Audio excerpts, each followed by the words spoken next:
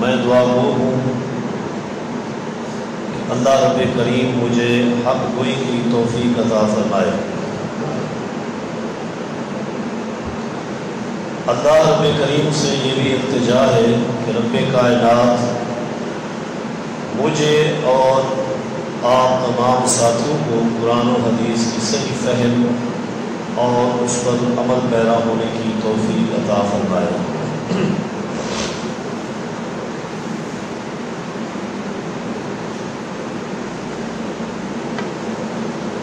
اللہ تبارک و تعالیٰ کے قرآن کریم سے دو مقام آپ کے سامنے تلاوت کیے ہیں۔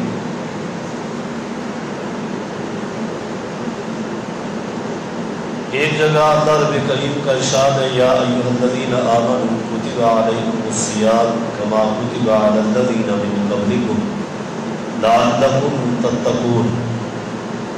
اے ایمان والو، تمہارے اوپر ماہ رمضان کے روزے فرض کیے گئے ہیں جیسا کہ تم سے پہلے لوگوں پر بھی فرض کیے گئے تھے۔ لعلکم تتقون، اور ماہ رمضان کے روزے ان کی فرضیت کا مقصد یہ ہے لعلکم تتقون، تاکہ تم متقی بن جاؤ۔ دوسرے مقام پر اللہ رب کریم کا ارشاد ہے والآخرۃ خیر لمن اتقی، آخرت کا گھر یعنی جنت خیر بہتر ہے، اچھا ہے، لمن اتقی ہر اس شخص کے لیے جس نے تقوی اختیار کیا۔ آج ہم اپنے آپ کو ٹٹولتے ہیں، اپنی جانچ پڑتال کرتے ہیں، دیکھتے ہیں کہ ہم ماہ رمضان کا پورا مہینہ گزار چکے، جس کا مقصد اللہ رب کریم نے بیان کیا لعلکم تتقون، تاکہ تم متقی بن جاؤ۔ اور دوسرے مقام پر یہ بھی فرما دیا کہ آخرت متقین کے لیے ہی بہتر ہے۔ تو پورا مہینہ اللہ رب کریم نے ہمیں ایک الگ ڈیوٹی لگا کر متقی بنانا چاہا، تاکہ یہ لوگ متقین کی صف میں شامل ہو جائیں۔ اور ماہ رمضان کا پورا مہینہ یہ آوازیں بھی لگتی رہیں یا باغی الخیر اقبل و یا باغی الشر اقصر، اے نیکی بھلائی کے طلبگار آگے بڑھ، اپنی نیکیوں میں اضافہ کر، محنت زیادہ کر دے، و یا باغی الشر اقصر، اور برائی کرنے والے، گناہ کرنے والے گناہوں سے رک جا۔ پورا مہینہ یہ آوازیں بھی لگتی رہی، اضافی عبادات کا سلسلہ بھی اللہ نے جاری کیا۔ اس سارے کچھ کا مقصد یہ تھا لعلکم تتقون، تاکہ تم متقی بن جاؤ۔ اب ماہ رمضان ختم ہو چکا، اب ہم اپنے آپ کو چیک کرتے ہیں کہ پورا مہینہ گزارنے کے بعد آیا ہمارے اندر متقین والی صفت پیدا ہوئی ہے یا نہیں ہوئی؟ ہم نے تقویٰ اپنایا ہے یا نہیں اپنایا؟ اس لیے کہ آخرت کی خیر و بھلائی اور آخرت کی کامیابی کا انحصار بھی تقویٰ پر ہے۔ پورا مہینہ گزار لینے کے بعد اگر گناہوں کی وہی روٹین ہے، نیکیوں کی جو کوشش تھی، محنت تھی، وہ ساری پیچھے ہٹ گئی، مساجد اور نمازیوں کو ترس رہی ہیں جو ماہ رمضان میں ہوا کرتے تھے، تو پھر ہم یہ سمجھ لیں، سوچ لیں کہ ماہ رمضان تو ہم نے گزارا ہے لیکن اپنی اصلاح نہیں کی۔ ماہ رمضان کے آنے کا جو مقصد تھا لعلکم تتقون وہ ہم نے پورا نہیں کیا، کیونکہ ماہ رمضان جیسے ہی چلا گیا ہماری نیکی کی روٹین بھی چلی گئی، گناہوں کی پہلی روٹین دوبارہ واپس آ گئی۔ تو ماہ رمضان نے ہمیں متقی نہیں بنایا۔ اگر ماہ رمضان گزر جانے کے بعد نیکیوں کی روٹین میں اضافہ ہوا ہے اور گناہوں کی روٹین میں کمی آئی ہے تو ماہ رمضان نے ہمارے اوپر اثر کیا ہے اور جو مقصد تھا لعلکم تتقون وہ ہمیں حاصل ہو گیا۔ لعلکم تتقون ہی یہی ہے، اللہ پاک نے یہی فرمایا۔ ماہ رمضان کے روزے جو اللہ نے فرض کیے، پورا مہینہ بھوکا رکھا، پیاسا رکھا، رات کو اضافی ایک نماز میں لگا دی، قرآن کریم کی تلاوتوں میں اضافہ کر دیا، صدقہ و خیرات میں اضافہ کر دیا، یہ سارے کام جو اللہ نے ایک مہینے میں جمع کر دیے لعلکم تتقون، تاکہ تم متقی بن جاؤ، تاکہ تم تقوی اختیار کرو۔ اور تقوی کس کو کہتے ہیں؟ عربی ڈکشنری میں تقوی کا معنی ہے بچنا، تقوی کا معنی ہے بچنا۔ اللہ پاک فرماتے ہیں کہ ماہ رمضان کے روزے اس لیے فرض کیے ہیں کہ تم بچنے والے بن جاؤ۔ کس چیز سے؟ اللہ تبارک و تعالیٰ کے تیار کردہ عذاب جہنم سے بچنے والے بن جاؤ۔ یہ ماہ رمضان اس لیے آئے تاکہ یہ لوگ جہنم سے بچ جائیں۔ نبی علیہ الصلوۃ والسلام فرماتے ہیں انتم تکہمون فی النار، تم جہنم کی آگ میں گر رہے ہو اور میں تمہاری پشتوں سے پکڑ کر تمہیں جہنم سے نکال رہا ہوں اور کھینچ رہا ہوں۔ نبی علیہ الصلوۃ والسلام کی تعلیمات، اللہ تبارک و تعالیٰ کی تعلیمات قرآنی، یہ دونوں ہمیں اس پورے مہینے میں متقی بنا رہی، جہنم سے بچنے والے بن جائیں۔ اور جہنم سے بچاؤ کب ملتا ہے؟ دو صورتیں۔ نمبر ایک، اپنے آپ کو گناہوں سے بچائیں، اور نمبر دو، اعمال صالحہ یعنی نیکیاں کریں۔ یہ دو چیزیں ہیں جو انسان کو جہنم سے بچاتی ہیں، اور جہنم سے بچنے کے لیے کوشش کرنا ہر شخص کے لیے فرض عین ہے، ہر شخص کے لیے فرض ہے، ضروری، اس لیے کہ جہنم کا عذاب اللہ تبارک و تعالیٰ کے تیار کردہ تمام عذابوں سے بڑا عذاب ہے۔ اس کو برداشت کرنا ہمارے بس کی بات نہیں ہے۔ ان اجسامکم علی النار متقا، اللہ نے تمہیں نرم و نازک جلدیں عطا کی ہیں، یہ جہنم کی آگ کو برداشت نہیں کر سکتی۔ دوسرے مقام پر فرمایا نارکم ہذہ جزء من 70 جزءا من نار جہنم، یہ تمہاری دنیا کی آگ جہنم کی آگ سے 70 درجے کم ہے، لیکن اس آگ کو بھی ہم برداشت نہیں کر سکتے۔ جہنم کی آگ تو وہ ہے، نبی علیہ الصلوۃ والسلام فرماتے ہیں اللہ رب کریم نے جہنم کو 1000 سال تک جلایا، اس کا رنگ سفید ہو گیا، پھر اللہ رب کریم نے ایندھن ڈال کر 1000 سال اور جلایا، جہنم کا رنگ سرخ ہو گیا، پھر اللہ رب کریم نے 1000 سال اور جلایا، جہنم کا رنگ کالا سیاہ ہو گیا، اندھیرے جہنم، اور اتنی شدت ہے جہنم کی آگ میں۔ موطا امام مالک کی روایت کہ اشتقت النار الی ربها فتقول اکل بعضی بعضا، جہنم کی آگ نے اللہ رب کریم کو شکایت کی، اے اللہ میری آگ میں اتنا شدت ہے، اکل بعضی بعضا، آگ کا ایک حصہ آگ کے دوسرے حصے کو کھا رہا ہے، شدت کی وجہ سے۔ انسان کا کیا بنے گا؟ دونوں جہنم کی آگیں ان کے حصے ایک دوسرے کو کھا جاتے، اتنے سخت ہیں۔ انسان نرم نازک، بڑا لطیف، بڑا کمزور، یہ جہنم کی آگ کو کیسے برداشت کرے گا؟ اس لیے ہر شخص پر فرض ہے کہ وہ اپنے آپ کو جہنم کی آگ سے بچائے، اور بچانے کا ذریعہ گناہوں سے بچنا اور اعمال صالحہ کرنا، جس سے انسان میں تقویٰ پیدا ہوتا ہے اور ہر متقی جنت میں جاتا ہے۔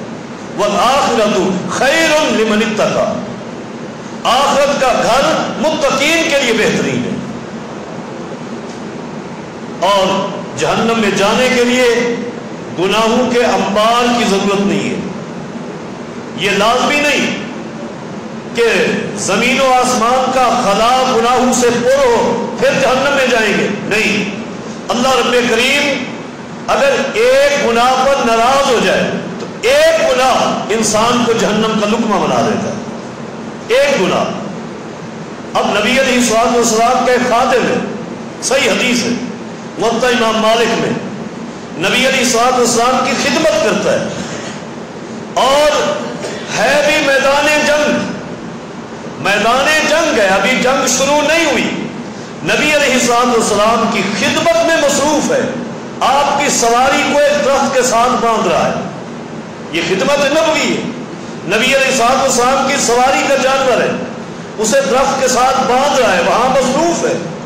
دشمن نے کہیں سے دیکھ لیا کہ یہ نبی علیہ الصلوۃ والسلام کا خدمت گزار ہے، نشانہ کر کے تیر مارا، تیر لگا، فوت ہو گیا۔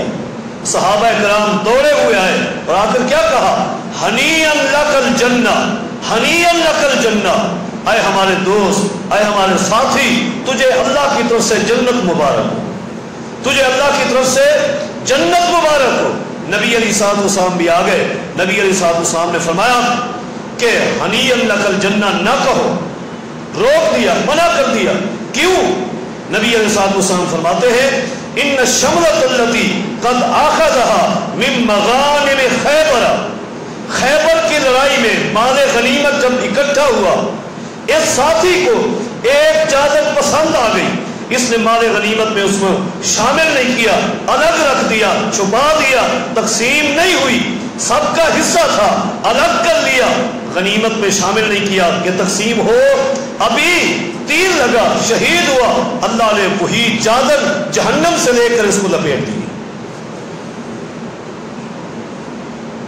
اچھائیاں کتنی تھی، پیارے پیغمبر محمد رسول اللہ صلی اللہ علیہ وسلم کی خدمت کرتا تھا، آپ کا خدمت گزار تھا۔ ایک چھوٹی سی غلطی ہو گئی، اللہ رب کریم نے سزا دے دی، اور اسی میدان میں جب نبی علیہ الصلوۃ والسلام نے یہ حدیث بیان کی، ایک صحابی رسول روتے ہوئے آ رہے، روتے ہوئے آ رہے، اور آ کے عرض کی اللہ کے رسول، اسی میدان خیبر میں، جنگ خیبر کے مارکے میں میرے ہاتھ میں جوتے کے لیے 2 تسمے لگے، میں نے سیر پر رکھ لیے، یہ تقسیم ہونے کے لیے نہیں دیے تھے، ابھی میرے پاس موجود ہیں، یہ آپ قبول کر لیں، تقسیم کر دینا۔ میں نے یہ جو بھیانک جرم سنا میں اپنے پاس نہیں رکھتا، یہ تقسیم کر دے۔ نبی علیہ الصلوۃ والسلام فرماتے ہیں لم اقبلہما منک حتی توافی بہما یوم القیامہ، اب یہ دونوں تسمے میں نہیں دوں گا، اپنے پاس رکھ، قیامت کے دن اللہ تجھے اس کا بدلہ دے گا۔ یہ کون ہے؟ صحابی رسول ہیں حضرات۔ میں اور آپ کیا ہے؟ ماہ رمضان ہم نے گزارا اپنی مرضی پر چوٹ نہیں، اللہ کی مرضی پر نہیں گزارا۔ اللہ کی مرضی کیا تھی؟ لعلکم تتقون، ماہ رمضان سے پہلے جو گناہ تم کرتے تھے، ماہ رمضان آیا، اللہ نے ایسی ڈیوٹی لگائی کہ اب ماہ رمضان جب چلا گیا وہ سارے گناہ ترک کر دو، چھوڑ دو سارے گناہ۔ روٹین سے سگریٹ نوشی کرتے تھے، اللہ نے پورا مہینہ روزے رکھوائے، بہترین حل تھا، بہترین حل تھا، عظیم نسخہ تھا اللہ کی طرف سے، صبح سے شام تک پابندی تھی تمہاری سگریٹ نوشی پر۔ ماہ رمضان چلا گیا، سگریٹ بھی چلی جاتی، ختم ہو جاتی، لیکن نہیں، وہی روٹین ہے، برقرار ہے، دوبارہ شروع ہو گیا۔ ہم نے روٹین جانے نہیں دی، ہم نے کوشش نہیں کی، پورا دن تو مشکل سے گزارا ہی تھا، افطاری بھی ہم نے اسی سگریٹ سے کی۔ لعلکم تتقون کیسے حاصل ہو، کہاں سے ملے؟ یہ ملے گا اس کو جس نے کوشش کی ہے کہ اللہ نے ماہ رمضان کے روزے فرض کیے ہیں اور مقصد اللہ نے بتایا لعلکم تتقون، متقی بن جاؤ۔ ماہ رمضان جو ہی گزرا مساجد کی رونق ختم ہو گئی، ختم ہو گئی۔ آپ ہر جگہ عید کا منظر دیکھتے ہیں، نماز عید ادا کرنے کے لیے کتنے لوگ آتے ہیں، ہزاروں لوگوں سے پنڈال بھرے ہوتے ہیں، اور بالکل قریب قریب عید ہی، یہاں عید وہاں عید وہاں عید، ہزاروں لوگ ہیں۔ یہ لوگ کوئی آسمانی مخلوق ہے؟ آسمان سے نازل ہوئے؟ نہیں، یہی ہے جو پورا سال نماز کے لیے مسجد میں نہیں آتے تھے، سال کے بعد عید آئی ہے نماز پڑھنے کے لیے آئے، وہی لوگ ہیں۔ اور پھر عید چلی جائے گی، یہ اپنے گھروں میں رہیں گے لیکن مسجد سے بند ہو جائیں گے، دور ہو جائیں گے۔ عید مسجد میں ہوگی یا کسی میدان میں ہوگی، ہزاروں کے مجمع ہوں گے۔ عید کے بعد وہی دن ہے، وہی دن نماز ظہر میں اذان کہنے والا ہے یا امامت کروانے والا ہے، تیسرا بندہ نہیں ہے، مسجد خالی۔ اسی مسجد میں عید نماز پڑھی گئی، 500 افراد تھے، نماز ظہر کا وقت ہوا، 2 بندے کھڑے ہوئے۔ یہ کیا ہے؟ ماہ رمضان نے کیا اثر کیا ہم پر؟ لعلکم تتقون۔ اللہ رب کریم فرماتے ہیں یہ ڈیوٹی ہم نے اس لیے لگائی ہے، ہم نے آپ کو تنگ نہیں کرنا، اللہ کا یہ مقصود ہی نہیں ہے کہ اپنے بندوں کو تنگ کرے، تکلف دے، نہیں، اللہ نے یہ ڈیوٹی اس لیے لگائی ہے لعلکم تتقون، تاکہ تم متقی بن جاؤ۔ اس لیے میرے دوستو، میرے بھائیوں، ماہ رمضان چلا گیا، ماہ رمضان کا اثر ہمارے اوپر نظر آنا چاہیے، نظر آنا چاہیے، اور کچھ نہیں تو کم از کم زندگی سے ایک گناہ تو دور ہو جائے، ایک گناہ تو ماہ رمضان کی برکت سے دور ہو جائے، اللہ خوش ہوگا۔ اللہ کو اس ایک گناہ سے توبہ کرنے پر اگر خوشی آ جائے، اللہ اسی پر جنت واجب کر دے، یہ اللہ کی مرضی، اس کی منشا ہے۔ جب ایک گناہ پر اللہ جہنم میں ڈال دیتا ہے تو ایک نیکی اگر پسند آ جائے تو اسی سے اللہ جنت بھی دے دیتا ہے۔ لعلکم تتقون، متقی بن جاؤ۔ میں یہ عرض کر رہا تھا، تقویٰ کے لیے پہلی صورت اور پہلا طریقہ کار یہ ہے کہ اپنے آپ کو گناہوں سے بچائیں، اپنے آپ کو گناہوں سے دور رکھیں۔ سبعۃ یظلھم اللہ یوم لا ظل الا ظلہ، 7 قسم کے خوش نصیب وہ ہیں کہ کل قیامت کے دن اللہ کے خصوصی سائے کے نیچے ہوں۔ ان میں ایک شخص کون ہے؟ رجل دعته امرأة ذات منصب وجمال فقال انی اخاف اللہ، وہ شخص جسے ایک حسین و جمیل عورت نے، بڑے اونچے خاندان کی عورت نے زنا کی دعوت دی، دعوت ملنے کے باوجود سارے معاملات تھے، اس نے کہا انی اخاف اللہ، میں یہ گناہ نہیں کرتا اس لیے کہ میں اللہ سے ڈرتا ہوں۔ اللہ کا خوف آ گیا، اللہ اس بندے کا احترام کرتا ہے، اس کی عزت کرتا ہے کہ میدان محشر میں بھی اللہ اس کو اس دھوپ سے بچا کر اپنا خصوصی سایہ عطا فرمائے۔ لعلکم تتقون، تاکہ تم متقی بن جاؤ۔ سیدنا یوسف علیہ السلام، ایک وقت تھا کہ مصر کے بازاروں میں چند ٹکوں کے بدلے میں بیچے جا رہے تھے، بیچے جا رہے تھے، ایک غلام کی حیثیت میں آ چکے تھے، لیکن زنا کی گناہ کی دعوت ملی، انی اخاف اللہ، معاذ اللہ کہہ کر گناہ کو ٹھکرا دیا، بچ گئے۔ اللہ رب کریم نے عزت کیا دی ہے، شان کیا دی ہے، وہی ملک مصر ہے، اللہ نے سلطنت عطا کر دی، سلطنت عطا کر دی۔ جس ملک میں بیچے جا رہے تھے غلام کی حیثیت سے، اللہ عزت کرتا ہے، دنیا میں بھی عزت کرتا ہے، آخرت میں بھی اللہ عزت کرتا ہے۔ بنی اسرائیل کے اس کفر نامی انسان کو یاد کرو جس نے گناہ چھوڑا، عورت کے ساتھ غلطی کرنے لگا تھا، عورت نے اللہ کا ڈر دلوایا، اتق اللہ، اللہ سے ڈر جا۔ اب تقویٰ آ گیا اور حقیقی تقویٰ ہے، اور اس حقیقی تقوی کے بعد زندگی نے وفا نہیں کی، موت آ گئی، زندگی ختم ہو گئی انہی لمحات میں۔ اب لوگ اسے بدکار ہی جانتے تھے، برا ہی سمجھتے تھے، لیکن تنہائی میں اللہ کے ساتھ دوستی ہوئی، اللہ کے ساتھ محبت پیدا ہو گئی، تقوی آ گیا، اللہ کو اس سے محبت ہو گئی، اور ایسی محبت ہوئی کہ اللہ نے یہ بھی برداشت نہیں کیا کہ دنیا کے لوگ اسے برا کہیں۔ جنت تو ہے ہی، لیکن دنیا کے لوگ اس کا تذکرہ برے الفاظ میں کریں گے، اللہ رب کریم کو یہ بھی پسند نہیں آیا۔ اللہ رب کریم نے اس کے دروازے پر خود لکھ دیا قد غفر اللہ الکفل، لوگوں میں نے اس کفل کو معاف کیا ہے، تم بھی اپنی زبانوں کو بند کرو، کفل کو معاف کر دو، کچھ نہ کہنا۔ یہ عزت ہے، یہ احترام ہے جو دنیا میں ملا ہے، آخرت میں ملا ہے تقوی کی بدولت۔ ماہ رمضان کا مقصد یہی ہے، تقوی اختیار کرو، گناہوں سے بچ جاؤ۔ ماہ رمضان میں جس طرح گناہوں سے دور رہتے تھے، اب وہی رب ہے، اسی کے احکامات ہیں، گناہوں سے دور رہنے کا اسی رب نے کہا ہے جس نے ماہ رمضان میں روزے کی حالت میں حلال چیزوں سے تمہیں منع کیا تھا اور ان حلال چیزوں سے باز رہتے تھے، کھانا پینا حلال تھا، ایک وقت کے لیے اللہ نے حرام کر دیا تمہارے اوپر، روک دیا، رک جاؤ، قریب گئے روزہ ختم ہو جائے گا، تباہی ہو جائے گی تقوی کی، رک گئے تھے، کیوں؟ لعلکم تتقون، تاکہ ہم متقی بن جائیں۔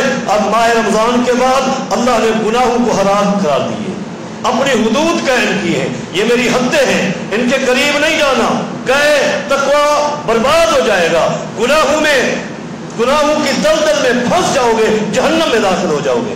لیکن ہم نے سمجھا کہ ماہ رمضان میں کوئی رب اور تھا جس نے حکم دیا تھا، اور ماہ رمضان کے بعد کسی اور نے حکم دیا ہے، ہم ٹس سے مس نہیں ہوتے، رمضان کے بعد گناہ پہ گناہ کیے جاتے ہیں، نیکیوں سے دور ہیں، یہ تقوی نہیں ہے۔ ماہ رمضان نے ہماری اصلاح نہیں کی، ماہ رمضان نے اصلاح کی ہوتی تقوی پیدا ہو جاتا۔ حضرات، پہلی صورت یہ ہے تقوی کی کہ اپنے دامن کو گناہوں کی آلودگی سے محفوظ رکھے، گناہوں سے دور رہے۔ اب یہاں ایک اعتراض بھی ہو سکتا ہے، ایک سوال بھی ہو سکتا ہے کہ انسان ہے، بشر ہے، گناہوں سے ہر شخص کیسے بچے؟ ہر گناہ سے نہیں بچ سکتا۔ تو یہاں اس کا بھی جواب موجود ہے، جی ہر گناہ سے انسان نہیں بچ سکتا، لیکن اللہ نے ایک دوسرا راستہ رکھا ہے، جو ہی گناہ ہو فوراً ندامت کرے، فوراً اللہ سے معافی مانگے، رجوع کرے، توبہ کرے۔ اللہ رب کریم ایسے بندے سے بڑی محبت کرتا ہے جو رجوع کرتا ہے گناہ کے بعد، توبہ کرتا ہے۔ اللہ رب کریم فرشتوں کو جمع کر کے اس بندے کا تذکرہ کرتا ہے، چرچا کرتا ہے، اور فرماتا ہے اشہدوا قد غفرت لہ، گواہ بن جاؤ میرے فرشتوں، میں نے اپنے اس بندے کو معاف کر دیا۔ گناہ بھی کیا، لیکن تھوڑی سی اللہ کے ہاں ندامت کی، اللہ سے معافی لے کر چلا گیا، معاف ہو گیا۔ فرشتوں کے محفل میں اللہ نے اس کا تذکرہ کیا، اس کا چرچا کیا، کیسی محبت ہے اللہ۔ گناہ ہو جائے فوراً رجوع کریں۔ سیدنا ماعز ابن مالک اسلمی رضی اللہ تعالیٰ عنہ، گناہ ہو گیا، سفر کی حالت میں ہی تھے، گناہ سرزد ہو گیا، زنا ہو گیا، لیکن وہی بات گناہ ہونے کے بعد فوراً ندامت ہونی چاہیے، رجوع اللہ۔ نبی علیہ الصلوۃ والسلام کے پاس آتے ہیں، عرض کرتے ہیں طہرنی یا رسول اللہ صلی اللہ علیہ وسلم، اللہ کے رسول مجھ سے غلطی ہوگی، گناہ ہو گیا ہے، اب ندامت ہے، پشیمانی ہے، مجھے پاک کر دے، جو شریعت کا حکم ہے میرے اوپر نافذ کرے، میں برداشت کرنے والا ہوں۔ شریعت کا حکم کیا ہے وہ بھی جانتے ہیں، وہ بھی سیدنا ماعز جانتے ہیں کہ ابھی آدھا جسم زمین میں دفن کر کے بقیہ حصے کو پتھر مار مار کر دنیا سے مٹا دیا جائے گا، جان چلی جائے گی، کتنا سخت عذاب ہے دنیا کا۔ لیکن فرمایا نہیں، طہر نہیں، مجھے پاک کر دے۔ نبی علیہ الصلوۃ والسلام نے دوران سفر میں ان کی درخواست کو دیکھا، ان کی ندامت کو دیکھا، بار بار کہہ رہے، سفر کے دوران ہی نبی علیہ الصلوۃ والسلام نے حد نافذ کروا دی، سنسار کر دیا گیا۔ اب لوگوں نے تبصرے کی، یہ عادت بھی ہوتی ہے تبصرہ کرنے کی، تو صحابہ کرام نے تبصرہ یہ کیا کہ ماعز کا معاملہ اللہ کے ساتھ تھا اور ماعز کے ساتھ تھا، کسی اور کو پتہ نہیں تھا، توبہ کر لیتے اللہ معاف کر دیتا، اظہار ہی نہ کرتے۔ اب کیسی موت آ گئی، یہ کچھ لفظ کہے، نبی علیہ الصلوۃ والسلام نے یہ الفاظ سن لیے، آپ کو ناگوار گزرے۔ کیوں؟ ندامت کرنے والے، توبہ کرنے والے سے اللہ بھی محبت کرتا ہے، اس کا رسول بھی محبت کرتا ہے۔ گناہ ہو گیا، انسان تھا، ندامت کی، اللہ کے در پہ لوٹ آیا، اس نے پہچان لیا کہ میرا رب ہے، وہ معاف کرنے والا ہے۔ اور اللہ رب کریم جب بھی دیکھتا ہے کہ اس کا بندہ اس کے در پہ آ کر اتنا کہہ دے اے اللہ مجھے معاف کر دے، اللہ اس بندے سے خوش ہو کر فوراً اسے معاف کر دیتا ہے۔ اب نبی علیہ الصلوۃ والسلام خاموش ہے، سفر جاری ہے، چلتے رہے۔ حدیث بڑی معروف ہے، دوران سفر نبی علیہ الصلوۃ والسلام نے ایک جگہ راستے پر دیکھا ایک گدھا کئی دنوں سے مرا ہوا پڑا ہے، پھولا پڑا ہے، متعفن ہے، بدبو ہے۔ نبی علیہ الصلوۃ والسلام وہاں رک گئے۔ جب وہ دونوں صحابی وہاں قریب پہنچے، نبی علیہ الصلوۃ والسلام فرماتے ہیں انزلا فکلا من جیف ھذا الحمار، اپنی سواریوں سے نیچے اترو اور اس گدھے کا گوشت کھانے لگ جاؤ۔ صحابی پریشان ہو گئے، اللہ کے رسول صلی اللہ علیہ وسلم کون سی غلطی ہوئی، کیا گناہ ہوا؟ گدھا ویسے حرام ہے، مر چکا، متعفن ہے، بدبو ہے، آپ ہمیں حکم دیتے ہیں کہ گدھے کا گوشت کھاؤ۔ نبی علیہ الصلوۃ والسلام فرماتے ہیں جی ہاں، جو جملے جو باتیں تم نے میرے باعث کے متعلق کہی ہیں ان جملوں سے بہتر تھا کہ تم اس گدھے کا گوشت کھا لیتے۔ کیا کہا تم نے؟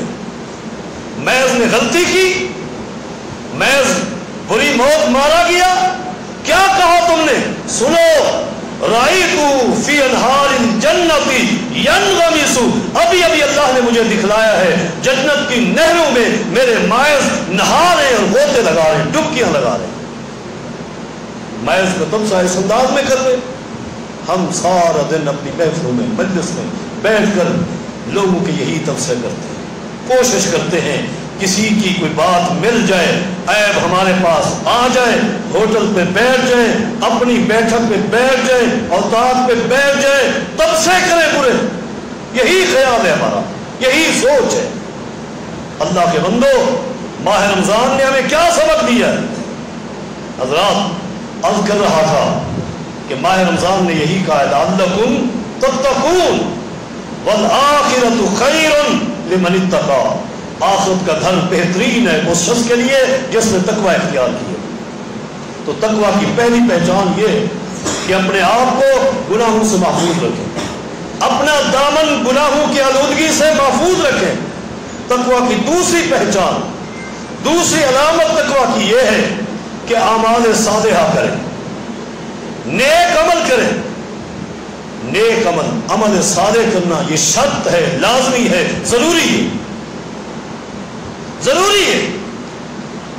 عمل صالح کے بغیر دنیا کا کوئی شخص کامیاب نہیں، دنیا کا کوئی تعلق، کوئی رشتہ فائدہ نہیں دے سکتا جب تک اپنا عقیدہ اور عمل صالح نہ ہو، کوئی فائدہ نہیں۔ من ابطا به عمل لم یسرع به نسبہ، جس کے عمل کی سواری نے اس کو پیچھے چھوڑ دیا، اس کا نسب، اس کا رشتہ، اس کا تعلق اس کو آگے لے کر نہیں جا سکتا۔ اس سے بڑا تعلق کائنات میں کیا ہو سکتا ہے؟ سیدہ فاطمہ الزہرا رضی اللہ عنہا کس کی بیٹی ہے؟ پوری کائنات کے امام محمد مصطفیٰ صلی اللہ علیہ وسلم۔ اس سے بلند رشتہ کوئی نہیں، اس سے بڑا تعلق کوئی نہیں کائنات میں، کوئی۔ اللہ اکبر۔ لیکن نبی علیہ الصلوۃ والسلام سیدہ فاطمہ سے کیا فرماتے ہیں؟ یا فاطمہ بنت رسول اللہ، اے فاطمہ اللہ کے رسول کی بیٹی، سن انقذی نفسکی من النار انی لا اغنی عنک من اللہ شیئا، اعملی فاطمہ، عمل کر کے آنا، اپنے آپ کو جہنم سے خود بچانا، میں محمد کل قیامت کے دن تیرے کوئی کام نہیں آؤں گا، کوئی تعلق کام نہیں آتا۔ اگر کوئی تعلق اور رشتہ کام آتا تو اس دن نوح کا بیٹا کنعان اس طوفان کے اندر غوطے نہ کھاتا بلکہ نوح کی کشتی میں سوار ہوتا۔ عظیم تعلق ہے. اول الرسل، سب سے پہلے رسول اللہ کے نوح علیہ السلام 1000 سال تک اللہ کی توحید بیان کرنے والے پیغمبر دعا بھی کرتے ہیں، اللہ سے درخواست بھی کرتے ہیں. تعلق کام نہیں آتا. کنعان مشرک تھا، رب نے اسے بھی طوفان میں غرق کر دیا. اگر تعلق کام آتا تو ابراہیم کا باپ آزر جہنم میں نہ جاتا علیہ السلام. اگر تعلق کام آتا، محمد الرسول اللہ صلی اللہ علیہ وسلم کے چچا ہیں ابو طالب اور ابو لہب. کوئی تعلق دنیا میں کام نہیں آئے گا. عقیدہ کام آئے گا، عمل کام آئے گا. حضرات، عظیم ترین تعلقات ہیں. سیدنا عمرو بن عاص رضی اللہ عنہ نئے نئے مسلمان ہوئے، بڑے زیرک انسان تھے، عقل مند تھے. نبی علیہ السلام نے ابتدائی طور پر انہیں ایک جنگی لشکر کا امیر بنا دیا تھا، اور آتے ہی نبی علیہ السلام کے محبوب اور پیارے بن گئے. نبی علیہ السلام بڑی ان سے محبت کرتے تھے، حالانکہ نبی علیہ السلام کے یہ جانی دشمن تھے. جب مسلمان ہوئے، اللہ کے پیغمبر نے بڑی محبت کی ان سے.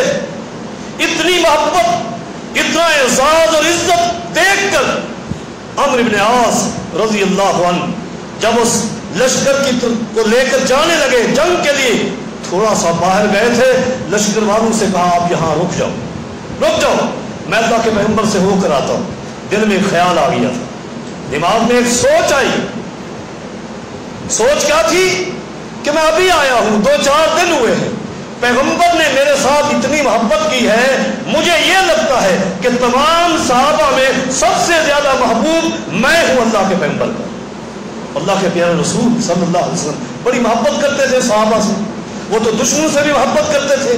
اس محبت کو دیکھ کر یہ خیال آیا، لشکر کو روکا، واپس آئے اور آ کر نبی علیہ السلام کے سامنے بیٹھے دوزانو ہو کر، اور آ کر سوال کیا، من احب الناس الیک یا رسول اللہ. صحیح بخاری کا حدیث ہے. اللہ کے رسول مجھے ایک سوال ہے، وہ سوال بتا دیں پھر میں جا رہا ہوں. سوال یہ ہے، بتائیے کہ پوری کائنات میں سب سے زیادہ آپ کو کس سے محبت ہے؟ کس سے محبت ہے؟ نبی علیہ السلام فرماتے ہیں عائشہ کو. پوری کائنات میں سب سے زیادہ محبت عائشہ سے. سوال تو دل میں ابھی باقی ہے. پوچھا اللہ کے رسول من الرجال، میرا سوال یہ ہے کہ مردوں میں سب سے زیادہ پیارا کون ہے؟ نبی علیہ السلام فرماتے ہیں ابوہا، مردوں میں صدیقہ کا باپ صدیق اکبر سب سے زیادہ پیارا ہے. حضرات، محبت کا یہ عالم ہے، تعلق یہ ہے. اور یہی سید عائشہ ہے رضی اللہ عنہا جب جہنم کا تذکرہ کر کے رو رہی تھی، نبی علیہ السلام نے آنسو بھی صاف کیے. بڑی طویل حدیث ہے، بات مختصر کر رہا ہوں. نبی علیہ السلام سے سوال کیا تھا، اللہ کے رسول کل قیامت کے دن آپ ہمیں یاد رکھیں گے یا بھول جائیں گے؟ نبی علیہ السلام نے فرمایا عائشہ اما فی ثلاثۃ مواطن فلا یذکر احد احد، 3 مقامات ایسے مشکل ہیں کہ میں محمد بھی کسی کو یاد نہیں کروں گا. کوئی تعلق کام نہیں آئے گا. کام آئے گا عمل صالح کام آئے گا. اور عزیز ساتھیوں، وقت ہو چلا ہے. عمل صالح کے لیے چھوٹا سا اشارہ کر چلوں. عمل صالح ہر عمل کو نہیں کہتے. جسے آپ نیکی سمجھیں، جسے آپ اچھا سمجھیں، عمل صالح کا معنی ہے اچھا عمل. جسے آپ اچھا سمجھیں اس کو عمل صالح نہیں کہتے. عمل صالح کی ایک تعریف ہے. وہ تعریف کیا ہے؟ اس تعریف میں 2 شرطیں ہیں. 2 شرطیں یاد رکھیں بنیادی. ایک شرط یہ ہے عمل کو دیکھیں، یہ عمل کس کے لیے کیا جا رہا ہے، یہ عمل کس ہستی کو راضی کرنے کے لیے کر رہے ہیں. اور دوسری شرط یہ ہے یہ عمل کس ہستی کے طریقے پر کر رہے ہیں. میں آپ کو مثال بیان کروں. میں ابھی آپ کے سامنے خطبہ جمعہ دے رہا ہوں. اب آپ یہ سمجھے کہ جمعہ پڑھانا نیکی ہے، عمل صالح نہیں. اس جمعہ کے خطبے کو چیک کریں، کیا میری نیت، میرا 100 کلومیٹر چل کر آنا اور چل کر جانا اللہ کی رضا ہے یا آپ کی رضا ہے؟ اگر یہ میرا چل کر آنا اور جانا یہ مشکلات مقدمہ اللہ کی رضا نہیں ہے تو کعبہ کے رب کی قسم میں تباہ و برباد ہوگی. یہ عمل صالح نہیں. जुमा पढ़ा देना, खुतबा देना, कुरान सुना देना, हदीस सुना देना, ये अमल सालेह नहीं है। अल्लाह की कसम, ये अमल सालेह उस वक्त बनेगा जब मेरा आना जाना, आपको कुरान और हदीस सुनाना, मकसद ये है कि मेरा रब राजी हो जाए, वरना कोई फायदा नहीं। ये सारी मेहनत तबाह हो बर्बाद हो जाएगी। मकसद ये हो कि मैं लोगों तक अल्लाह का दीन पहुंचाऊं और मेरा रब मेरे अमल पर राजी हो जाए, तब मेरे लिए कामयाबी है, वरना कोई कामयाबी नहीं। और फिर दूसरी शर्त, इस खुतबा जुमा को चेक करें। ऐसे नहीं मैं खुतबा जुमा देकर सुनाकर नमाज पढ़ाकर चला गया, जुमा हो गया, अमल सालेह है, नहीं। चेक करें दूसरी शर्त, ये मेरा जुमा का खुतबा, पूरा खुतबा, खुतबे का तरीका किस हस्ती के तरीके पर है। अगर ये तरीका मोहम्मद रसूलुल्लाह का है तो मैं कामयाब हो गया। अगर ये तरीका मेरे आबा व अजदाद का है, मेरे असातिज़ा का है, अपने खानदानी तरीके पर मैं चल रहा हूँ और मोहम्मद मुस्तफ़ा के तरीके को मैंने छोड़ दिया है, अल्लाह की कसम है नाकाम हो गया, जहन्नम में चला गया। ये कोई खिताबत नहीं, अल्लाह की कसम, कोई कुछ नहीं। आना, इस मिंबर पे खड़े हो जाना और अफसोस होता है लोगों का वक्त ज़ाय करके चले जाना। मेरे पैगंबर का तरीका क्या है? कुरान सुनाना, हदीस सुनाना इस मिंबर पे। दुनिया का कोई शख्स इन दो चीजों के अलावा तीसरी चीज मोहम्मद मुस्तफ़ा की जुबान से मिंबर पे खड़े होकर बयान करना नहीं बता सकता। कोई दलील नहीं है। ये हम खुतबा का काम है, इस मिंबर पे खड़े होकर आपका वक्त हम ज़ाय करते हैं, नाते सुनाकर, लतीफ़े सुनाकर, डोले सुनाकर, कहानियां सुनाकर। अल्लाह की कसम है कल क़यामत का दिन होगा, सामीईन का हाथ होगा और खुतबा का गिरबान होगा। ये पूछेंगे कि पौना घंटा हमने वक्त दिया था, बड़ा कीमती वक्त अपने घर से हम लेकर आए थे, आपने हमें लतीफ़े सुनाए, डोले सुनाए, कहानियां किस्से सुनाए, जवाब दो मैदान माशर में। हम 60 साल के हो गए थे, हमें वुज़ू करने का तरीका नहीं आता था, नमाज नहीं आती थी, जनाजे की दुआएं नहीं आती थी, आपने हमारा वक्त बर्बाद किया। अल्लाह की कसम है उस मैदान में इन खुतबा के पास कोई जवाब नहीं बनेगा। ना जलील करो उम्मत को, ना ख्वार करो उम्मत को, हया करो अल्लाह के इन बंदों का, हया करो अल्लाह के उन फरिश्तों का कि जब खतीब मिंबर पे बैठता अभी खुतबा शुरू नहीं करता, अल्लाह की तरफ से भेजे हुए फरिश्ते जो रजिस्टर लेकर आए हैं इन लोगों के नाम लिखने के लिए, वो अपने रजिस्टरों को बंद करके खतीब के सामने यहाँ आकर बैठ जाते हैं। और आज भी अल्लाह गवाह है बैठे हैं, खिताब सुन रहे हैं, हर खतीब का खिताब सुन रहे हैं। अगर मैं लतीफ़े सुनाऊं, किससे कहानियां सुनाऊं, ये फरिश्ते अल्लाह को जाकर क्या कहेंगे? किस मौलवी के पास भेजा वो हमें लतीफ़े सुनाता रहा। हज़रात, माह रमजान में क्या इस्लाह की है मेरी और आपकी, क्या तकवा हमारे दिलो दिमाग में आया है? ये तबलीग दीन का काम आला तरीन काम है। वल्लाहि ला यहदियल्लाहु बिका रजुलन वाहिदन खैरुल लका मिन हुमुरिन नाम। अल्लाह के पैगंबर फरमाते अगर आपकी तबलीग कर एक बंदा राह रास्त पर आ गया, दुनिया ममाफी आपको मिल जाए, उसका मुकाबला नहीं कर सकती। लेकिन ये भी हदीस है, सही हदीस है कि कल क़यामत के दिन जहन्नम की आग को सबसे पहले जिस बंदे के साथ भड़काया जाएगा वो आलिम दीन, वो कारी कुरान, वो दीन फैलाने वाला होगा, रियाकार होगा, तरीक़े मुस्तफ़ी पर नहीं होगा। रब अबू जहल से और फिरौन से, कारून से पहले इस आलिम को जहन्नम की आग में फेंकेगा। हज़रात, तक़वा अपनाइए और तक़वा के लिए दो शर्तें मैंने अर्ज की। पहली बात, गुनाहों से दूर हो जाए। माह रमजान ने हमें यही सबक दिया, गुनाहों से दूर हो जाए और अमल साले करे। अमल साले गिनवाता जाऊं, वक्त खत्म हो चुका है। अमल साले के लिए मैंने बुनियादी कायदा बता दिया। हर नेकी के काम में, हर अच्छे काम में ये दो चीजें देख लें कि ये अमल अल्लाह की रजा के लिए है और मोहम्मद मुस्तफ़ा के तरीके पर है, तब कामयाबी है। अगर इन दो में से कोई एक भी नहीं है, नाकाम है, अल्लाह की रजा के लिए नहीं, तबाह बर्बाद है, रियाकार है, जहन्नमी है। अगर अल्लाह की रजा के लिए था लेकिन तरीका है मुस्तफ़ा नहीं, अपना तरीका है, بدعتی ہے, اپنے طریقے گھر کے دین میں داخل کرتا ہے, تب بھی میرے محمد کا نافرمان ہونے کی وجہ سے جہنمی ہے. اللہ رب کریم سے دعا ہے, اللہ رب کریم ہم سب کی اصلاح فرما دے. اقول قولی ھذا استغفر اللہ لی ولکم ولسائر المسلمین.